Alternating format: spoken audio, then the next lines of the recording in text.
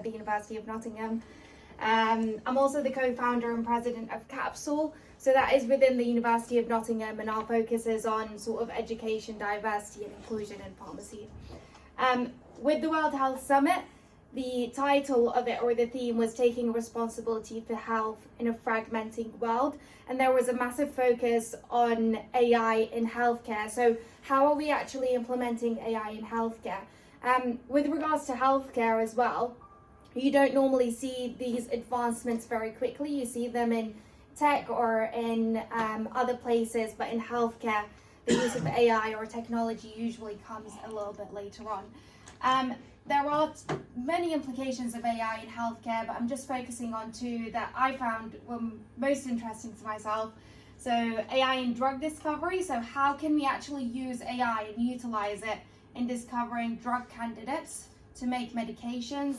And the second one is AI in genomic research. So how can we use AI to find in essentially genomics? So how can we prevent certain cancers? How can we prevent certain rare conditions? So my first question to you is, could AI help design your next medicine?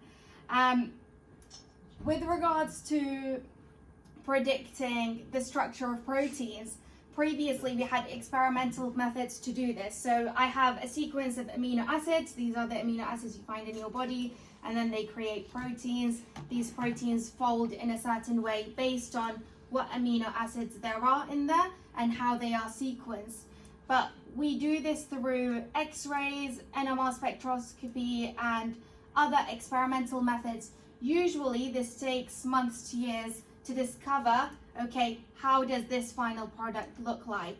With AI, we have AlphaFold. I think it started in 2020 and they won the Nobel Prize for it last year. But the whole idea of this is, okay, we have AI, we have these amino acids. Can we predict what this final protein 3D structure will look like?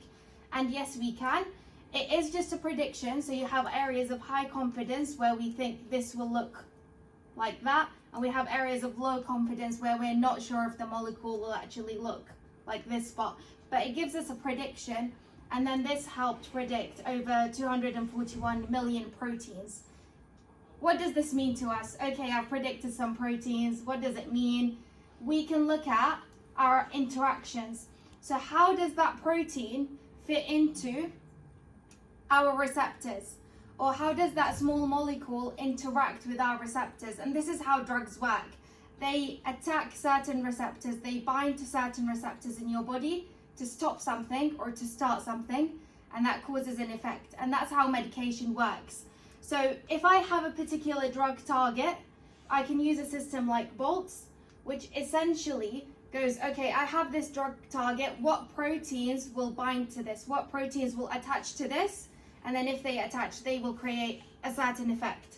So it screens a bunch of small molecules to see what binds to it quickly or what binds to it quite strongly.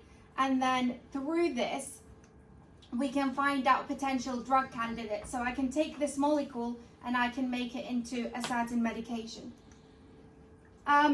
There are some limitations of this at the moment. So one of the limitations is the off-target interactions. So imagine a piece of Lego, and that piece of Lego fits into my receptor very well like this.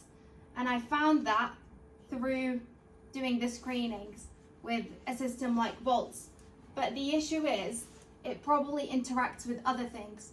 And that's what we call a dirty drug. Something that works, yes, it might work for a certain type of cancer. Yes, it might work for diabetes, for example. But what else does it do? What other side effects does it do? It can do harm at the same time. And the other problem is formulation problems. So the properties of that drug might be difficult to formulate. Okay, I have a molecule that I can give to you, but what if I can't put that in a tablet? Or what if I can't put that in an injection? And then it's not actually useful in practice. But the whole idea of this is it gives us that small molecule, so we get started, so we have an idea, and then we can take it to clinical trials and we can develop it and see, can I make this into a medication? And it's lower cost and faster than traditional experimental methods. The other question is, how do you find one typo in a book with 3 billion letters? So this is looking at genomic research. With genomic research, you're looking at genes of different patients.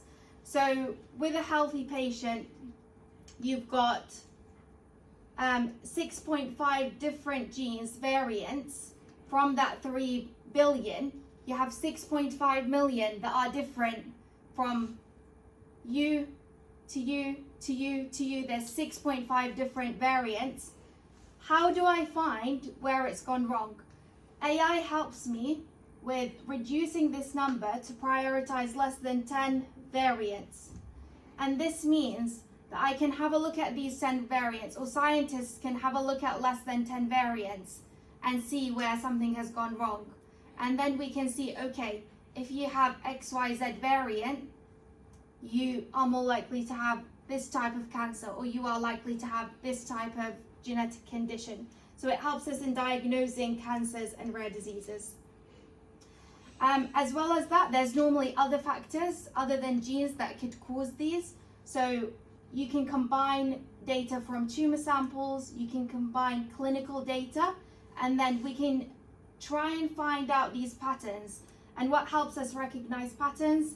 AI helps us recognize these patterns through machine learning, and then we can identify what we call biomarkers. So any pattern that essentially tells us that person might have that type of cancer. So it just helps us identify the patterns for scientists to be able to analyze them in the future. So we can use it to diagnose certain conditions from birth. So we can screen newborn babies for certain genetic conditions, and then we can intervene to improve their quality of life. And we can personalize medications. So if I take a medication and if you take a medication, the effects that I might get aren't the same as the effects that you might get, and there's variabilities. And some of those variabilities are because of genetics. And we currently do this with blood pressure medication. So if you have a Caucasian person that's prescribed a blood pressure medication, what we give to that person is different to what we give to a person who might be of African, Caribbean, or Black backgrounds, because of the side effects that a certain medication will have on them. So we do this in practice, but again, it's very generic based on ethnicities. Can we actually make it a little bit more personalized? I'm briefly going to talk about a lived experience of Huntington's disease. So you can genetically test for this using a blood test. It was a guest speaker that we had, Anna, and her mum had it. So you get jerky movements. She was in a wheelchair. She had mobility issues. It's a genetic condition. So Anna decided to get tested for it. She didn't have any symptoms, but she tested positive for the condition. And although she didn't have any symptoms, there was a psychological burden because she knew she was going to get symptoms. So it's important that we appreciate how these technologies can affect a patient's life. And again, there's always limitations. So how can we actually scale this up with something so massive as genomes with 6.5 million different variants? So scaling, and again, how do we actually get the researchers to learn how to use those AI systems correctly so that we can get the right data? So yeah, how do you find one typo in a book with 3 billion letters? You don't, you let machine learning do it, but you are the one that looks at those prioritized genes and sees, okay, XYZ makes sense. So it just helps you kind of get started, and then with your training and you scale up properly, you'll be able to test it on patients and see if the data given to us by AI is accurate or not. Any questions? And here is my LinkedIn if you would like it as well. Thank you very much. Thank you.